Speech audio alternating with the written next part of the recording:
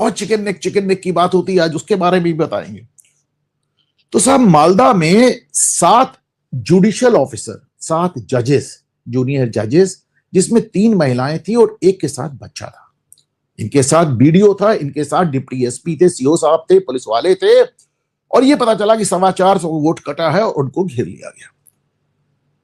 घेर ही नहीं लिया गया, वहां पे जिस तरह के नारे लग रहे थे, मुझे बंगला तो बहुत समझ में नहीं आती, जो मैंने ट्रांसलेट कराया कि साहब हम हजरत की औलादे हैं, हजरत यानी मोहम्मद, हम गाय का मांस खाते हैं और कोई भी बचकर ना जा नहीं पाए।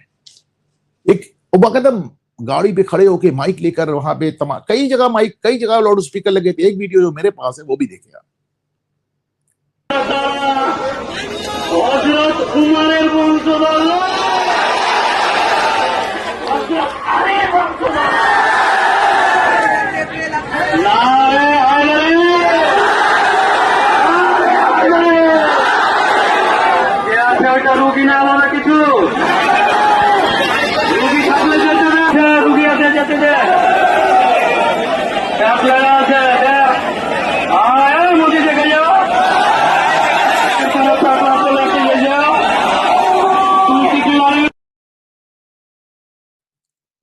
चीफ जस्टिस ऑफ इंडिया ने आज बंगाल के एडवोकेट जनरल को कहा, आपको क्या लगता, हमें नहीं मालूम ये कौन लोग हैं?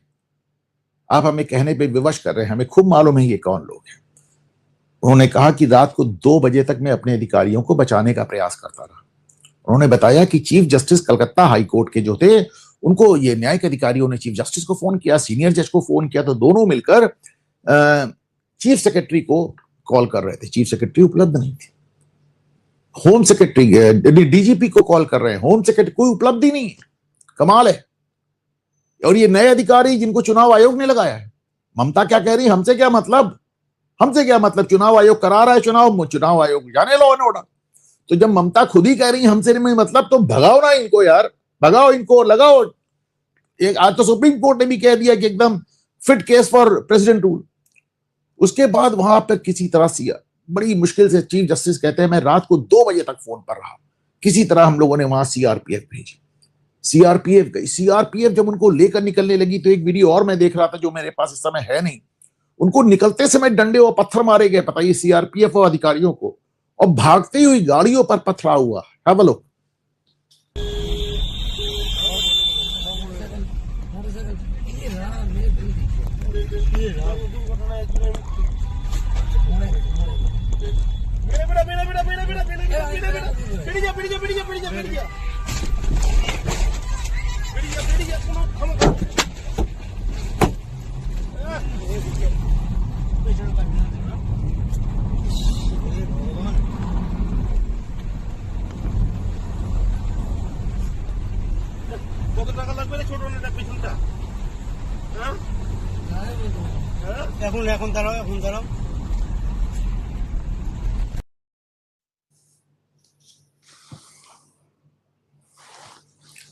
ये बीच में वीडियो क्यों काट दिया गया, ये तो काटने वाले ही बता पाएंगे।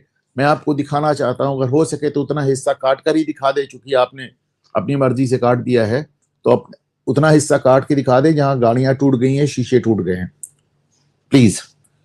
तो साहब इनको दौड़ाकर मारने का प्रयास किया गया।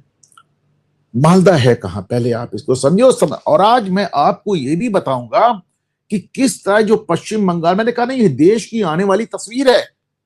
1946 में जिन्ना ने यहां डायरेक्ट एक्शन डे की धमकी दी थी, आज फिर से डायरेक्ट एक्शन डे है। और आप इसका जो रिपरकशन उत्तर प्रदेश में जो आने वाला है वो मैं आपको बताऊंगा, और सीधे कनेक्ट करके सबूत के साथ बताऊंगा। अरे भैया उत्तर प्रदेश में ये हो चुका है जो हो रहा है, और इससे बुरा हुआ है वो भी दिखाता हूं। उत्तर प्रदेश के चीफ जस्टिस की किताब है, I just show it to you.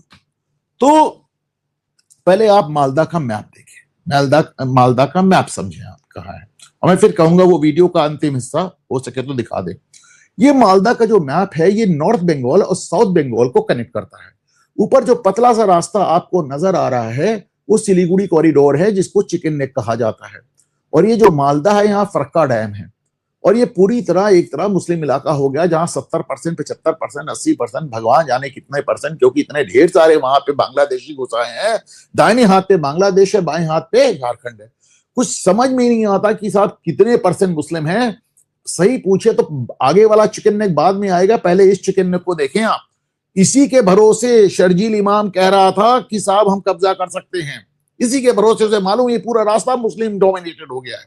अगर इस मालदा को काट दीजिए तो आप गए, पूरा आपका नॉर्थ ईस्ट गया, आपको सिलीगुड़ी कॉरिडोर तक जाने की जरूरत नहीं। अगर इस मालदा का अगर, अच्छा, इस मालदा पे आगे भी आते हैं, मैं आपको एक मैप और दिखाता हूं जो झारखंड से सटा हुआ इनका मैप है मालदा का, और इसका असर आप ये देखिए, जो दाहिने हाथ पे आपको नजर आ रहा है, ये जो जिले आपको नजर आ रहे हैं, पाकुर और साहिबगंज, पुरुलिया वही है ना जिसमें हथियार गिराए गए थे, पुरुलिया, महेशगंज, इन सब का हालत बुरी, सबकी डेमोग्राफी बदल गई है। ये वही इलाके हैं जहां जमाई टोला चलता है, जहां पे बांग्लादेशी घुसपैठियों ने भोली भाली आदिवासी लड़कियों से शादी करके ससुराल से जमीन लेकर जमाई बन गए और जमाई टोला कहलाने लगा। ये वही इलाके हैं, ये वही इलाके हैं मालदा के। मालदा में और क्या हो रहा है अभी मैं आपको बताता हूं। ये देखिए भाई, देखिए मालदा में 2016 में हम लोगों ने पहली बार बहुत ज्यादा सुना था कि जब थाने पर हमला हो गया था, थाने पर हमला हुआ था मालदा में, और पुलिस चौकी जलाई थी और 25 गाड़ियों को जला दिया था। बीएसएफ, अरे आप देखिए बीएसएफ की गाड़ी जला दी थी साहब, बॉर्डर सिक्योरिटी फोर्स जो पाकिस्तान को हराती है उसकी बीएसएफ की गाड़ी जला दी थी। आप सोचिए इसको, हिम्मत देखें, मतलब ये पुलिस की नहीं, बीएसएफ की गाड़ी जला दे रहे हैं। एक है स्क्रीनशॉट मेरे ख्याल से बीएसएफ की गाड़ी जलाने का, चलिए मिस हो गया होगा। अच्छा, और ममता बनर्जी इसको क्या जवाब देती, अरे ये तो बीएसएफ और इन लोगों का आपसी विवाद है मुझसे। ये देखिए आपसी विवाद, बीएसएफ का भैया आपसी विवाद क्या होगा। ये सारा मामला उस समय क्या हुआ था, शुरुआत हुई थी इसके कमलेश तिवारी के नाम पे, जो लखनऊ में जो कमलेश तिवारी का गला काटा गया था, उसको हत्या, उसकी फांसी की डिमांड देकर चढ़े थे, और इसी में देखिए बीएसएफ की गाड़ी में आग लगा दी गई। आप देखें, और बस पे हमला कर दिया, यात्री किसी तरह जान बचाकर भागे। अच्छा, कमलेश तिवारी वाला मामला सिर्फ ड्रामा था। बीबीसी ने बाद में, बीबीसी जैसे पोर्टल ने भी बाद में रिपोर्ट किया कि सारा मामला यह था कि साहब मालदा में खुलेआम ममता बनर्जी और टीएमसी अफीम की खेती करा रही। वहां पे जो मुस्लिम घुसपैठिए आए हैं वो धुआंधार अफीम की खेती कर रहे हैं। ड्रग्स का मामला है ये। तो मतलब जब आप ड्रग तस्करों गिरफ्तार करने गए उसी में बवाल हो गया। हजारों एकड़ में वहां पे सब ड्रग्स की खेती हो रही है, अफीम की खेती हो रही है। और जो नारकोटिक्स का पैसा है, जो ड्रग्स का पैसा है, इससे आतंकवाद भी पलता है, इससे अपराधी भी पलते हैं, इससे घुसपैठिए भी पलते हैं। मालदा में फर्जी कागजात तैयार होते हैं। मालदा को कहते हैं लॉन्चिंग पैड है, जहां से घुसपैठिए आते हैं, और झारखंड, बिहार, उत्तर प्रदेश, सब जगह आपको ये लोग नजर आते हैं। तो अब वहां पे साहब, बल्कि वहां पे जमीन दे दी गई है बीएसएफ को फरक्का में, ये जानते हुए कि कल कोई डैम ये भाई हुआ कि कल को ये फरक्का डैम ही अगर ये डैमेज कर दें तो आप कैसे रोक लेंगे। देखिए बीएसएफ को वहां पे मोदी सरकार ने एक लंबी जमीन दे दी कि साहब यहाँ पे बटालियन हेडक्वार्टर होगा।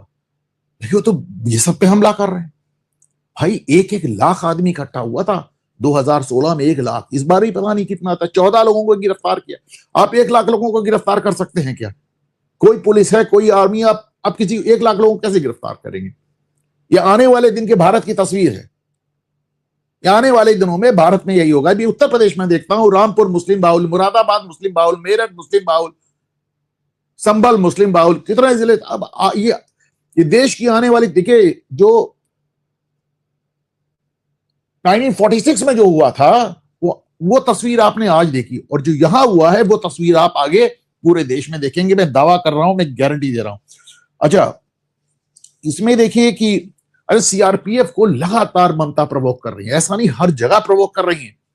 ये चाहती है सीआरपीएफ गोली चला दे, कुछ ऐसा हो जाए, कोई सिंपैथी वेव हमारे फेवर में हो जाए। और ममता किसी हद तक जा सकती है, ये पहले भी बताया जा चुका है और फिर नजर आ रहा है। आपको मैं सीआरपीएफ का भी वीडियो दिखाता हूं, मालदा का नहीं, कोलकाता का वीडियो। Have a look. पत्थर आ गया इधर, पत्थर आ गया, क्या कर रहे हो? इधर पत्थर आ गया तो गोली मार देना, फिर देना। और कुछ नहीं कर रहा आपने, भरकर पत्थर आएगा। और देखो एक पत्थर मार रहा है।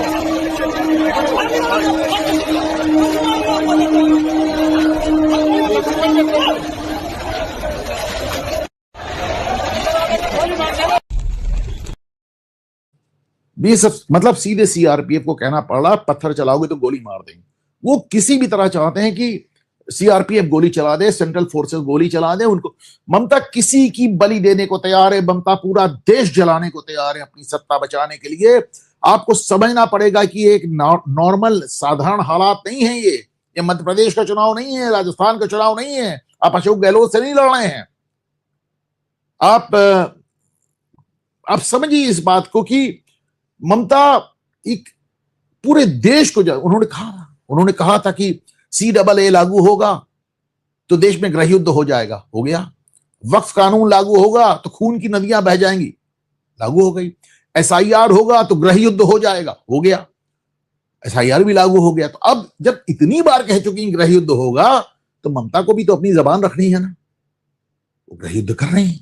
आपकी औकात हो, आपकी हैसियत हो तो आप इसे रोक लीजिए, नहीं तो भीष्म पितामह की तरह बैठकर तमाशा देखिए, द्रौपदी का चीरहरण देखिए।